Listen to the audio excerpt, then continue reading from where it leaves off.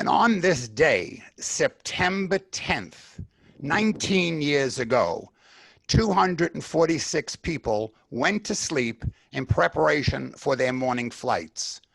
2,606 people went to sleep in preparation for working the following day.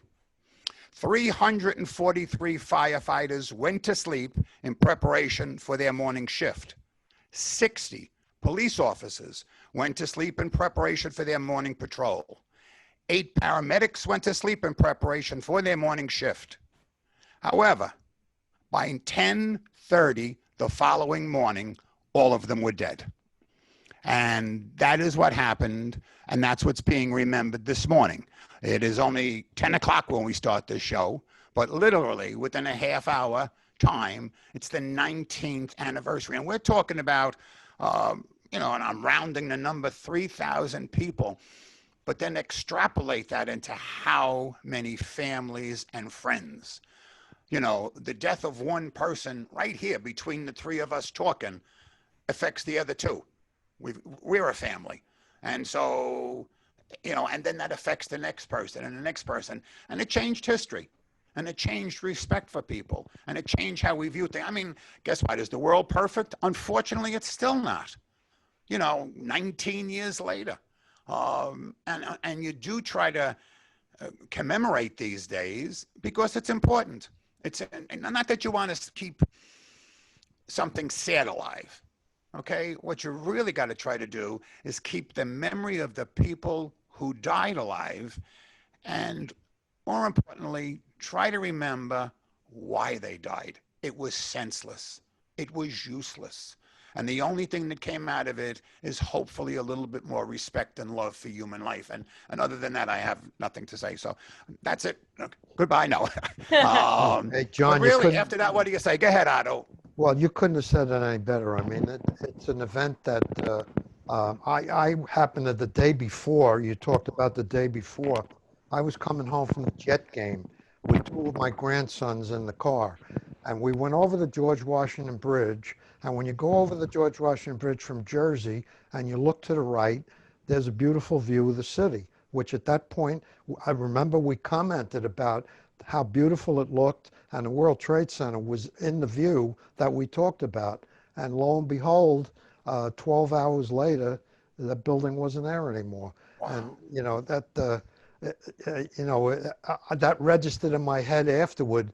I mean, we were lucky in a sense that we had nobody directly affected. I had a daughter-in-law who worked right there, and she was all full of soot and had to come home on a ferry boat out of Staten Island. And my one son is a volunteer, and he was down there, but nobody was affected through a life being lost. So we knew a lot of people who knew a lot of people, which I think most of us probably did.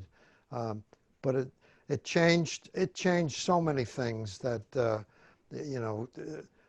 need to have security like we never had it before at an airport or wherever. Anytime you go to an event, you're scrutinized because of the fear that somebody else is going to try something stupid and, like you said, senseless, just taking people's lives for what? For no reason, because they're hypocritically nuts about one topic, whatever it may be. It was a terrible day, and the days after it weren't so hot either. No, it took a while. There's no question about it. Yeah. My oldest daughter, I think both you guys know it, my oldest daughter had cancer twice. And it took her 6 years to get through college. But she started in Indiana. And then she was home for a year with chemo. And then she transferred to NYU. That was literally her first or second day back at school. Oh, my God. The phones were terrible. And I finally got her.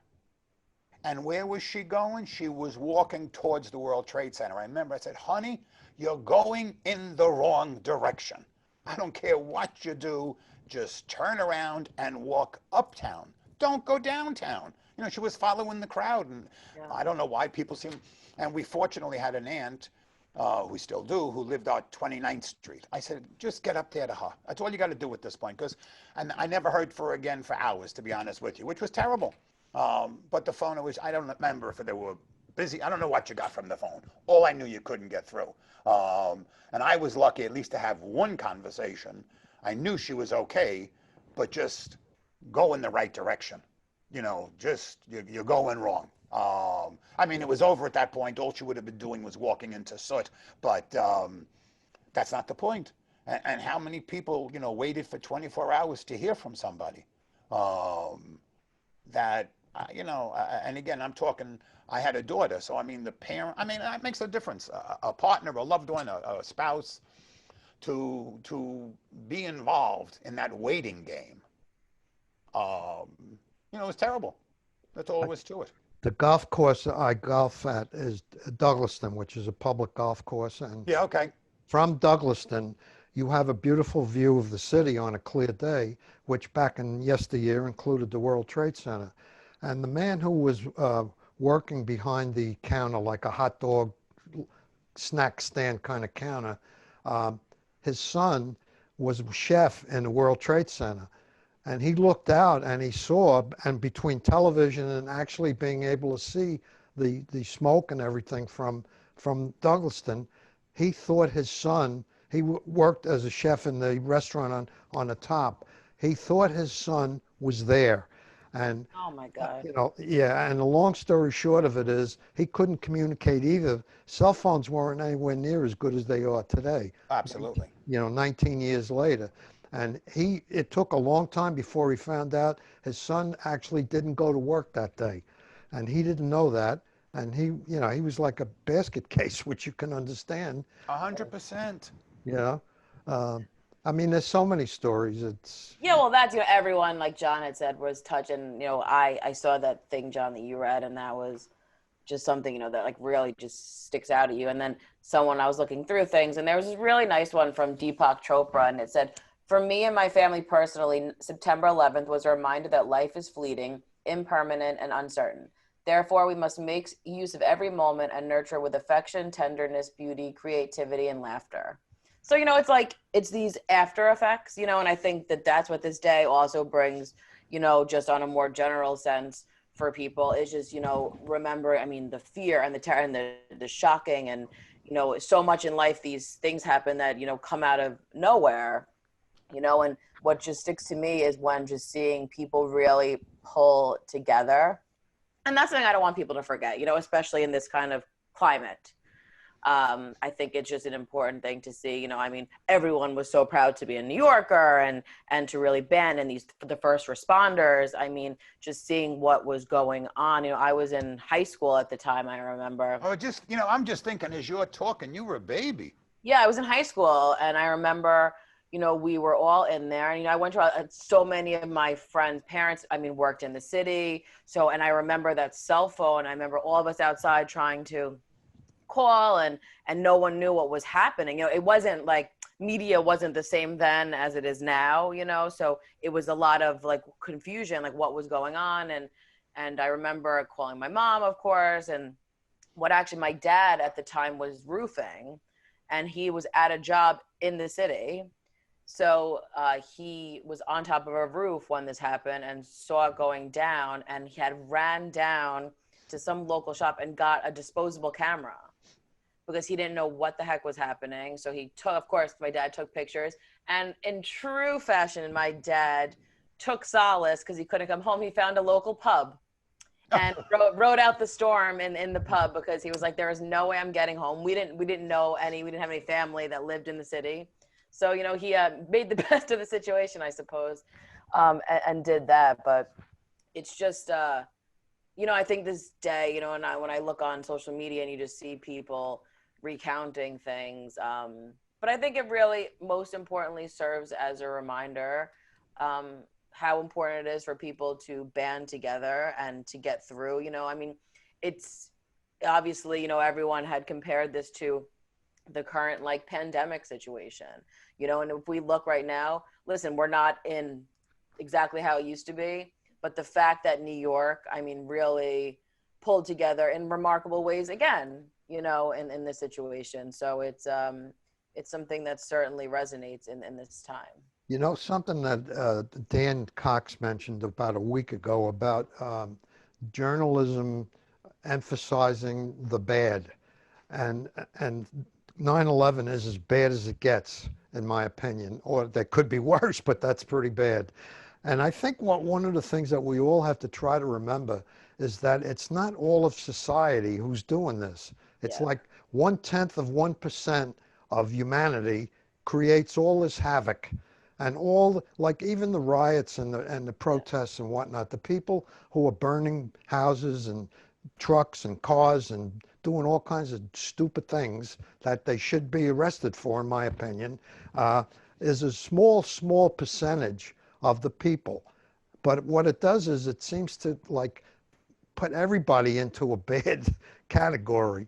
Of And, course. and I don't know how you get around that. It's like, the world then becomes like very negative, if you will.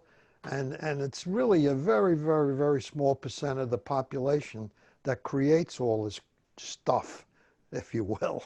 You I know? know, because it's, you know, it's unfortunate, and you know, we had touched upon it last week too, because it's those negative, shocking, you know, images and stories are what gets. I mean, look, essentially that's the point of tabloids, you know, with, so it's like it's all these shocking headlines and horrible stories, you know. So it's but I think all we can do, you know, is just personally spread the positive messages, you know, and if enough people do it, then it'll add up and hopefully be a bigger thing, you know. So We're just going to talk a little bit more, and then we have to move on to things that are going on around the town in reference to the 9/11 memorial. I think this is the first time, no, definitively, it's the first time that I've been involved in the show on the actual 9/11 day. I think I've been doing them for 5 years.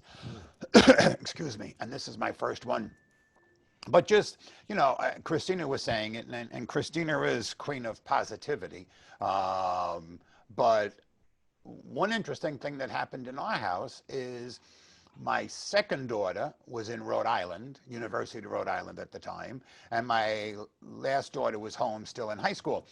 And everybody had a good relationship, to be honest with you. But typical girls, there's always a little bit of jealousy and a little, it's never perfect.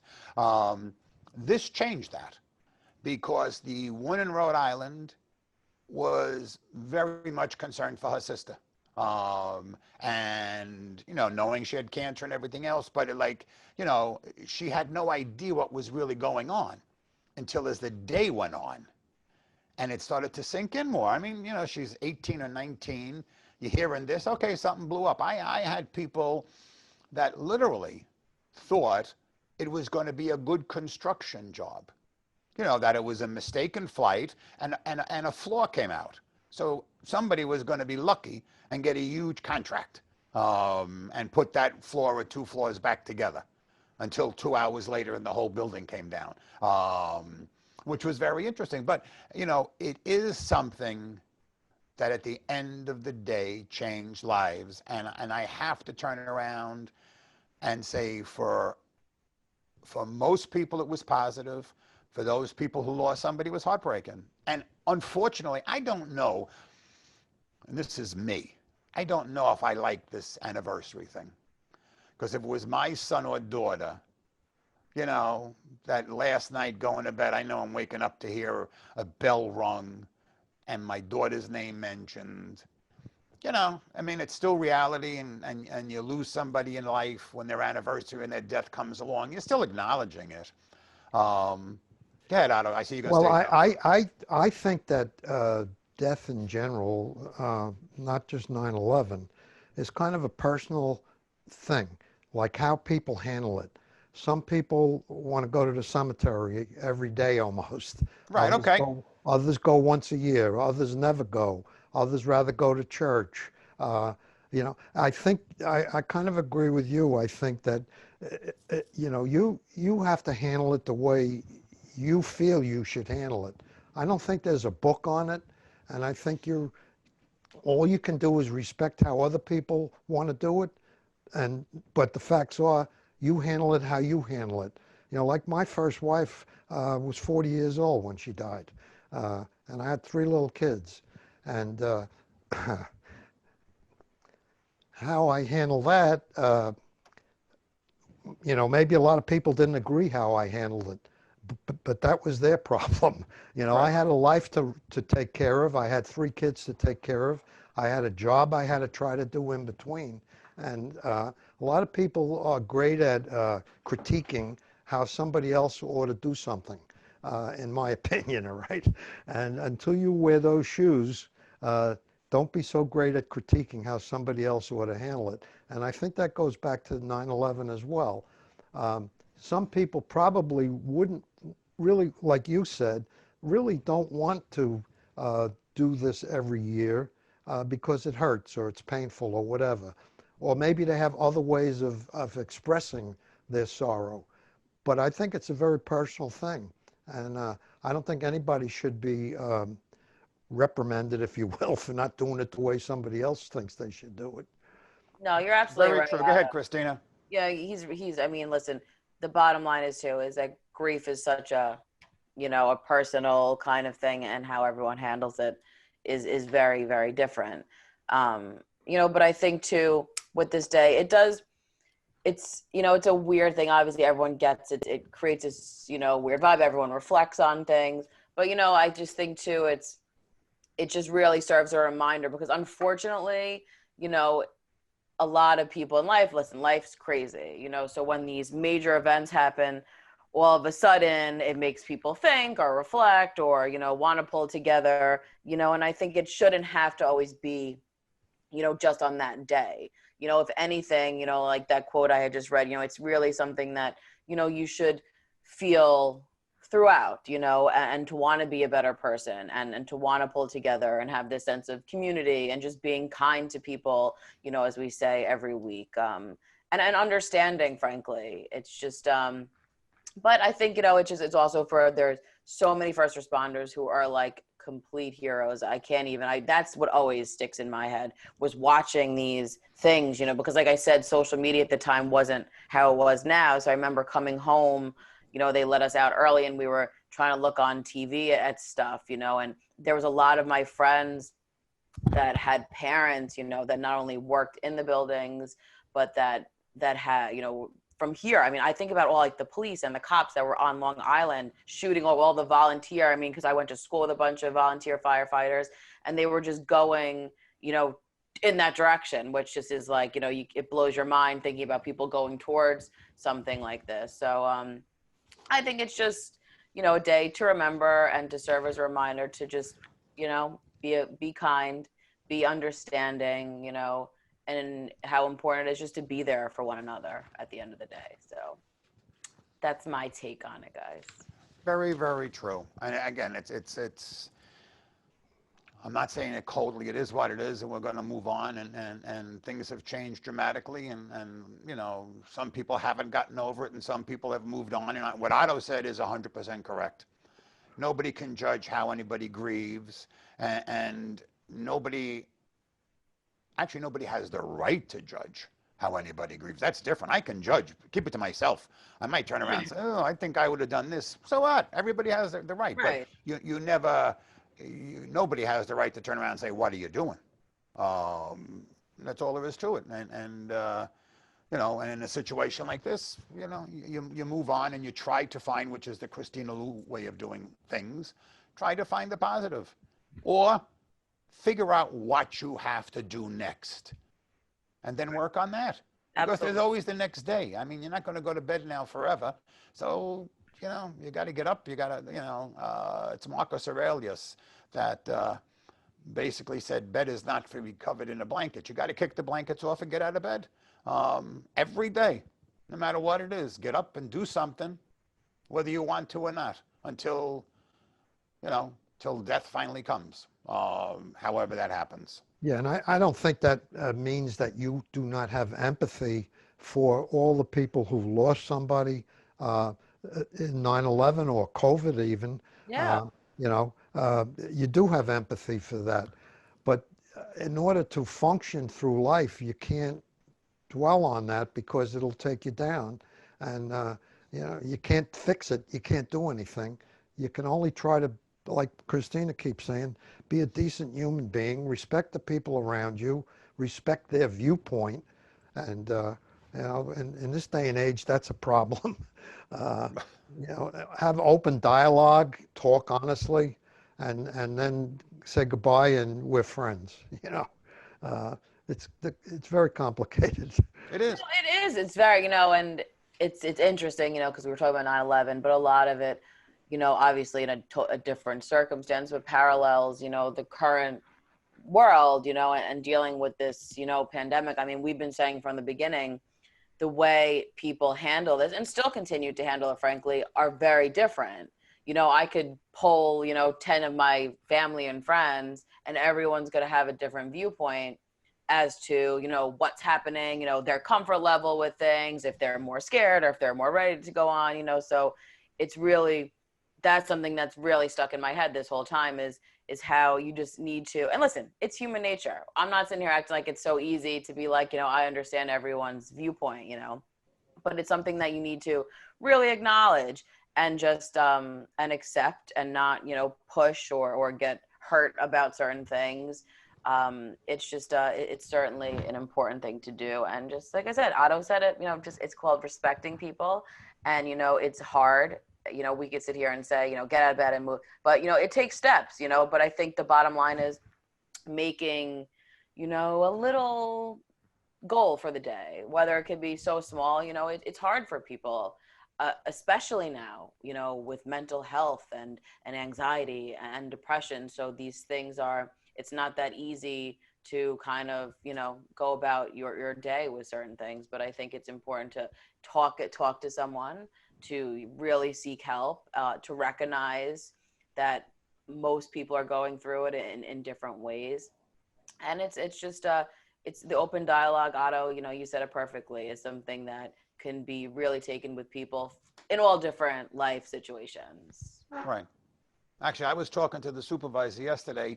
We had a nice conversation, but at the end result of it, it was the world has gotten so black and white. There's no compromise. There's no, there's been Republicans in office, there's been Democrats in office, but I've never seen what I'm seeing today. And then it's just trickling down into the man on the street, the Joe Blow, whatever John Doe, not Joe Blow, John Doe, that everybody has to have an opinion, and it's my opinion or you can go to hell, that kind of concept. Yeah. And it's like, how stupid are we getting? You know, it's interesting you bring that up, and believe it or not, I was laying in bed about 2 mornings ago, and I said to myself, just what you're talking about, this right and left jazz, who's all the way over here or all the way there.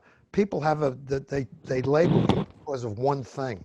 And I decided what I was going to do with my hodgepodge of my life is I have a list which you can't read, but it covers. Oh, Otto has a list. Well, I'm actually going to, and at the beginning it says, recap my views, tired of people being tagged right or left. And I'm saying, what am I? All right. At the end of this whole thing, am I a Republican or am I a Democrat or whatever?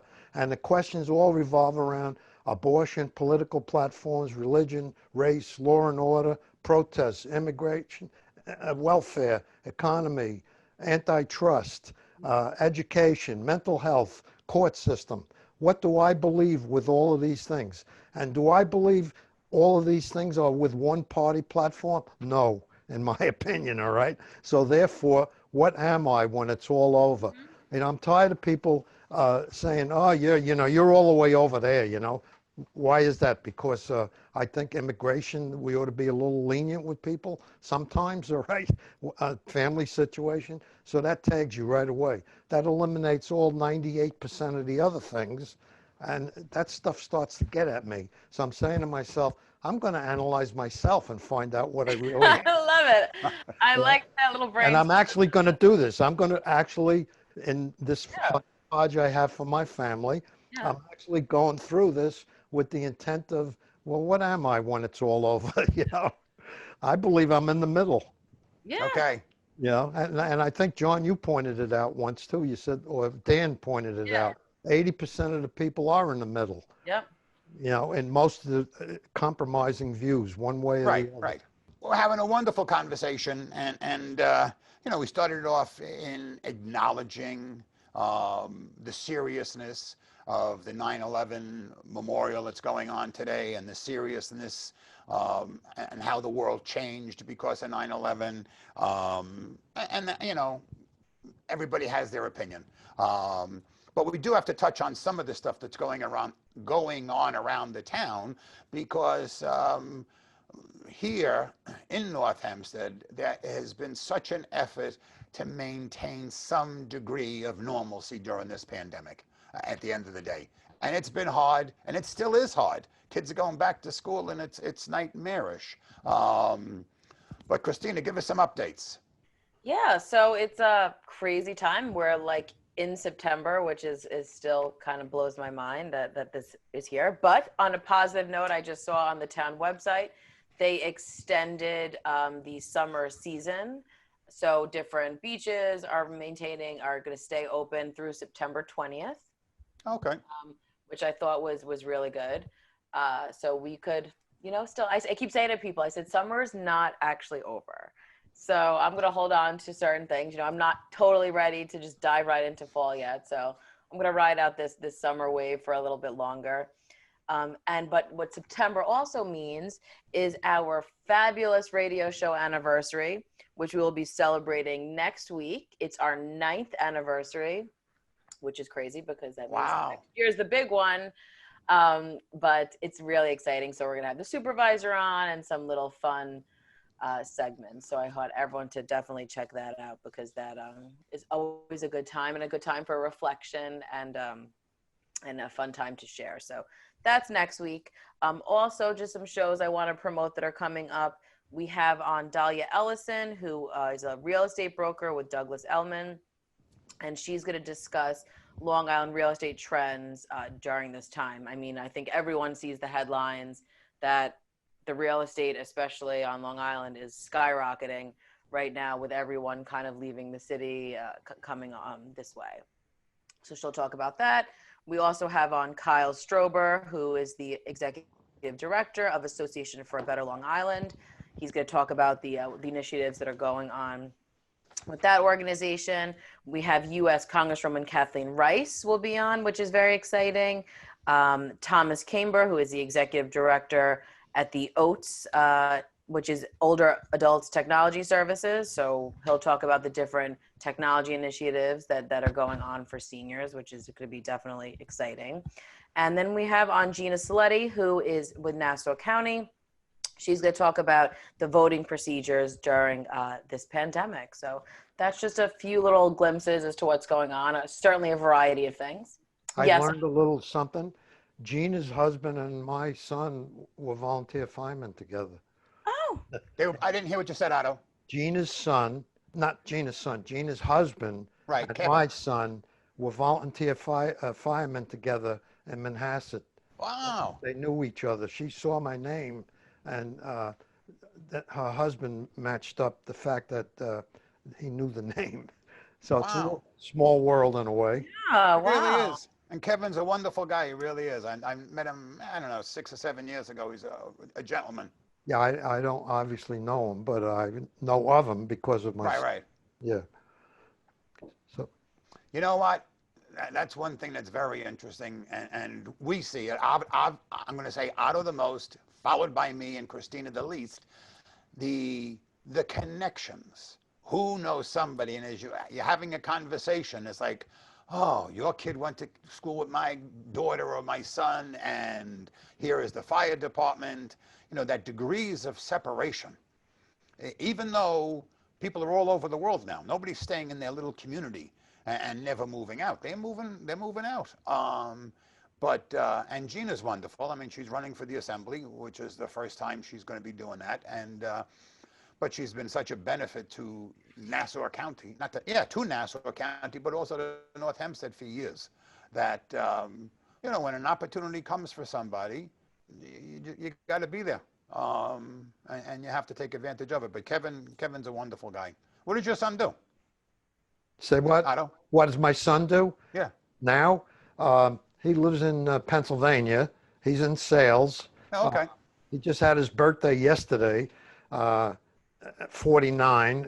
Actually, 9/11 is close situation to him because we were going to have a surprise 30th birthday party for him, and it turned out he was down at 9/11 at the World Trade Center site with the fire department that day. So the party was kind of we adapted, and Right, of course. we had it in a pub, and it was less formal than it would have been, but it was everybody got together, and there was a lot of reflecting about 9/11 because that had just happened the day before, so it was you know his birthday fell. I can't remember the exact time frame, but Yeah, I understand what you're saying. That's yeah. interesting because nobody would have planned to have a party the day after it. No, You were shell shocked. So the fact yes. that you had one was a nice time of reflection that wasn't planned. Well, 9/11, I believe, was a Monday when it happened. I, I think. And I'm going to go along because it was. I think it was the beginning of the week because it was my daughter's going back to school, so she wouldn't be starting school on a Wednesday.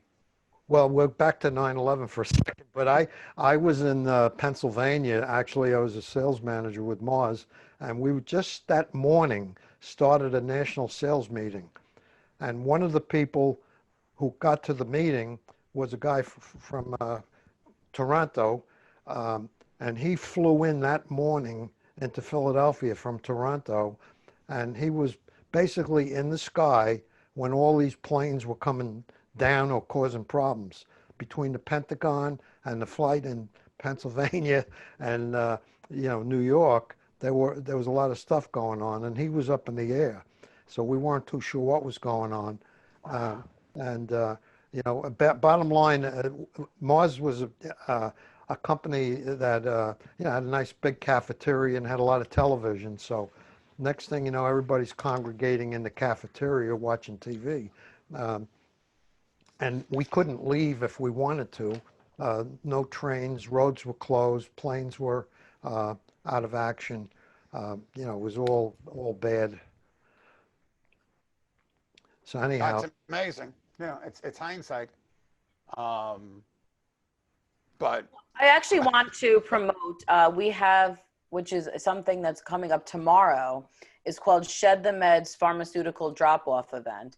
The town North Hempstead Supervisor Judy Bosworth and the town board is partnering with Nassau County and the Nassau County Police Department, which is going to be a great, I know a lot of times we haven't been doing these events, but this is everyone pulling together. It's going to be on September 12th from 8 a.m. to 12 p.m. at North Hempstead Beach Park. Here, you're going to be able to get rid of unwanted or expired medication.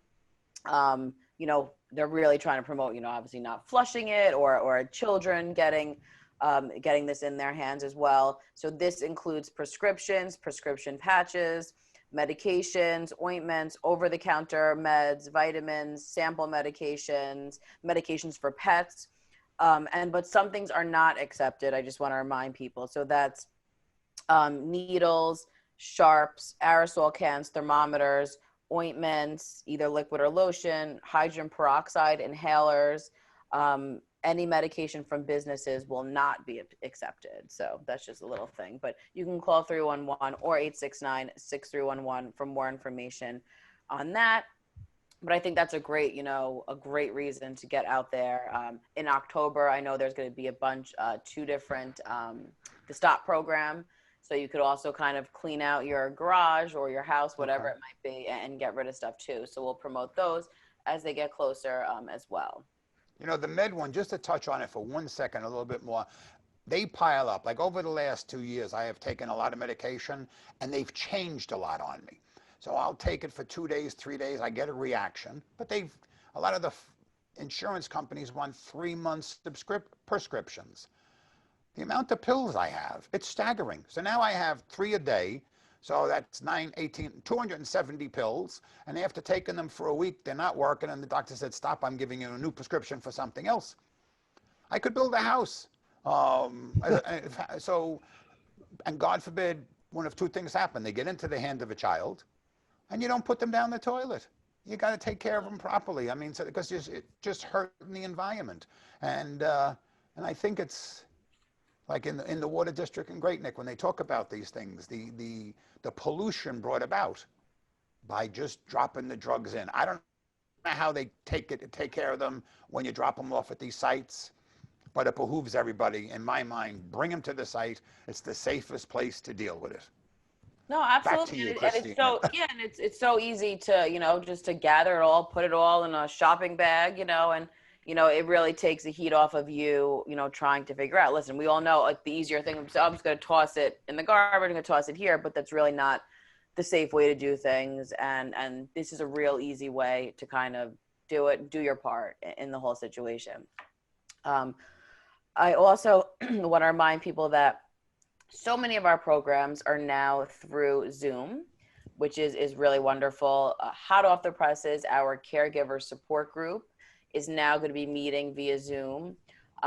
We had a bunch of the members got trained. Gail Sellis, who is one of our gerontologists, has been facilitating this group for years, and she will be doing this as well. But if there's any, which is nice about this kind of forum, if there's any other people that are interested, you can call 311 or 869-6311 and get the Zoom link for that group. Other groups, go ahead, Otto. No, I think that's a great thing, because I know, unfortunately, a number of people who are in that role, and it's super, super important for a caregiver to also take care of themselves, because otherwise there will be two people having a problem and no caregiver. And I think a lot of caregivers, with nothing but sincerity in their heart, have to get over the fact that they can't do it all. They need help, and a support group like this is one way of getting it. And the other thing is, make sure you, as a caregiver, you allow time for yourself. You have to, because otherwise you will not be able to handle the problems that are going to come up. And I've witnessed it many times. So I think that's... No, you're so right, Otto. And especially during this time, a lot of the programs that normally would be these respite programs and whatnot were not meeting, because they couldn't do in-home services. So caregivers really have been super neglected during this time. I mean, think about, all these services being taken away, and you don't really get that break. So this is a great opportunity. I don't know what the town has adapted, or how the town has adapted during this pandemic is nothing but cause for congratulations to the supervisor, the town clerk, the receiver of taxes, and all the council people, and everybody else, including Kristina. But we all know about Kristina. And the We're going to social take a break workers now. and the nurses. Say that again, Otto? The social What? workers and the nurses who have... That's true too. Thank you so much. I agree. And as always, it's just a wealth of information. But at the break, Otto just said that bowling is back. Bowling's back today? Bowling is back, John, yeah. Actually, if you think about it, bowling alleys, people probably don't care too much about them, but the facts of life are they've been closed for 6 months. And if you have a bowling alley that takes up a whole block and no money coming in, that's not a good situation. Yeah. But with the last time we bowled was like March 16th or whatever it was, which is 6 months ago. The bowling alleys are open. The deal is that they have partitions between the lanes. You have to wear a mask, and unless you bowl, when you bowl, then you put your mask back on. You bowl on, let's say, alley 1 and 2, and then alley 3 and 4 are closed, and then 5 and 6 are open. And Okay. 7 and 8 are closed. So every other pair of lanes are closed for league bowling. For individual bowling, it's every other alley. In other words, alley 1 is open, alley 3 is open, alley 5 is open, and we start today. So if there are any seniors listening and you're a bad bowler, because you have to be a bad bowler to bowl in this league, it's called the Hopefuls. It's an older people's league, and we have a lot of fun. And you could probably call 311 and they'll figure out a way to get to me about getting information about a bowling league. But we have a good time, and everybody's looking forward to being back. Actually, everybody's coming back, which is a good thing. So you're bowling today after the show? Yeah. Okay. Yeah. I But think Be that's great. careful. You know what I was thinking, Otto, like, you know what, and I have these conversations in my head all the time and, with other people. It's, it's very easy to like get hung up on things not being the way that they were, and obviously bowling, it's a little different, right? So it's clearly a new way, all these different rules and whatnot. But what I think is really great is that it's like little by little, and this is something that was a big part of, your Fridays. We always know Otto would like rush out of the radio show at WCWP when we were doing live shows to get to bowling. So I Christina, think he it's was great. almost rude the way he ran out. I know he had some nerve, it's like we were imposing on his time, but so I think it's great to get back to that, and what I want to say to people is to not get hung up on how things look different or seem different, because you just got to do it, right? So we're just trying to take baby steps into getting back to enjoying the things that we like to do, and it's being done safely. And it's great that Otto gets to go bowl again, and hopefully you still got it, Otto. Hopefully you're not a little too rusty, after these 6 months. you can't got what you didn't have before. Well, maybe all of a sudden you'll be the pro bowler. I mean, who really knows what could have happened in these 6 months? Yeah, no, I've been bowling since I'm a kid, and I have a limit on how good I'm ever going to get. I like to bowl, and I keep thinking I'm going to get better. I like it. You know what? Who knows? You never know. I mean, these 6 months, it could have done something. You're that we're not aware of. But It's very much I like that. I like golf also, and golf's the same story. I've been doing that since I'm a kid, and the reality is you have a limit, and I really analyzed this whole thing from the point that it's camaraderie, it's the social part of it. I like competition. We do have competition, although we're not out killing each other, but it's fun, and that's why I do it. I love it. I love golf because of that. Some people think it's kind of a waste of a walk, but you play golf on some beautiful golf courses, and yeah, it's kind No, of. and it's and you said it. It's so much more than the actual activity, and I think that's we're always trying to preach on the show is finding whatever that is for you, and it could be very different. Other people might not get it, but whatever you could find that gives you that feeling of having a good time. Because listen, guys, we get one shot here, and you got to enjoy it and find little things that make it, and especially I think the socialization part, obviously, like I said, it's a little different. You guys might not interact how you normally would, but just being there together, I think, is really awesome. So I'm glad you're bowling. Christina, you just said something. We get one shot here, and there was a Peanut. That dog, the cartoon. Snoopy? Who? Snoopy. Okay. Snoopy, right? Snoopy, and a little cartoon is. He corrected somebody for saying that. You die once, you get a shot every day. So Sure, like it's I not like we that. get one shot. Yeah. You have a new shot every day of your Absolutely. life. No, Right. that's The absolutely. ultimate one is when you die. And so, but it's hard, getting up and going back, and you're not in the mood for it, and et cetera, et cetera. It's depressing. I mean, for some people, it's just. And now after 6 months, without doing it, you have to be careful. You go back slow. Yeah. And you have fun. That's it. At the end of the day, you're just going for fun. You're not going to Yeah. break the record this afternoon. Well, life is one string of adapting to things that change. All right. Yeah. Absolutely. If you believe that it's going to be the same every day, all the time, and that you're happy with that, that's good. Be happy with that. But it could Right. change the next day. There's always something comes along that you have to adapt to. And right now, we're going through a major adapting because of COVID. That's causing Right. all kinds of needs to be flexible and try to have a positive attitude while the world around you seems to be caving in at times. But you got to do it. That's the only way to get there. That's right. And everyone should listen to Otto, because Otto, I say everybody, I said, that's just the ultimate goal is Otto. And I can't say it enough, just the way he lives his life and handles things, I think, is a true testament to everyone. So. Hey, It's not to listen to paint that Otto. picture It's too to bright, be all right? Otto. All right. We got to We find all- out how to be Otto. We all have our moments, and we all get down for a few. You try to make the down moments a little shorter. You don't want to make them drag you down. Right. and then you rebound and count what you do have. I think one of the biggest things that I find with a lot of people is they look at what they don't have as opposed to what they do have.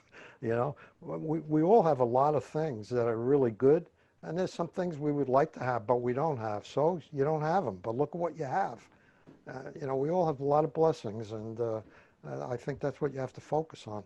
Absolutely. I couldn't have said it better, Otto. You must be in my house that every corner you turn, it says like, count your blessings, like, but, that's really great. And listen, as we were saying before, there's tons of programs you could join and be a part of. And, Otto has been involved in a lot of our technology kind of Zoom programs. So many of our seniors have participated. And that's really a wonderful positive during this time, because not only has it, made people who normally would go in person to attend different things, it actually opened it up to people who may have some kind of disability, that it's not that easy for them to get out and go to, a different program. So hearing from those seniors too about how this really is great for them and they're enjoying it, and that's looking at things positive, and that's something that we're probably going to have to continue to a certain degree when life kind of gets, more stable, is that people really like this virtual thing, and especially the virtual exercise classes. I mean, they're just expanding. Now they're actually being taped in the studio, and it's all majority of the exercise instructors are all coming back to provide these classes virtually. And people love that because you're able to kind of do it at your leisure. You don't, I know, myself sometimes, being in a class, if you don't know what you're kind of nervous. So it takes away all these kind of pressures, and you're able to do it from home. So I think that's really, really great. We also have a social discussion group you can check out, a men's community group as well. We have 2 virtual advisory committees will be coming up in this month. So we have one on September 21st and one on September 22nd. So some different groups are spread out through those days, and the supervisors will be there. There'll be a wonderful speaker. So I certainly encourage people to check out the advisories, because Otto's been one of our members forever, since the beginning at our advisory. And that's really a great place to get information, to share your thoughts, suggestions, whatever it might be, or just to listen. You're able to do all that. So call 311 or 869-6311 to get a Zoom link for those. Otto, you saying something? No, I'm just going to reinforce encouraging going to advisory committee meetings. Yeah, because that's a good central general place to kind of get all this information that I'm giving you today and more. It's a baby step, ultimately, right, Kristina? It's a baby step. Absolutely. And that's what I say, even when they were in person, I know Otto would always say, listen, you can go and be as vocal as you want, or you could be as passive as you want. You don't, you could just sit there and listen and just see if it's for you. We're not making you sign a blood pact that you'll come every month, right.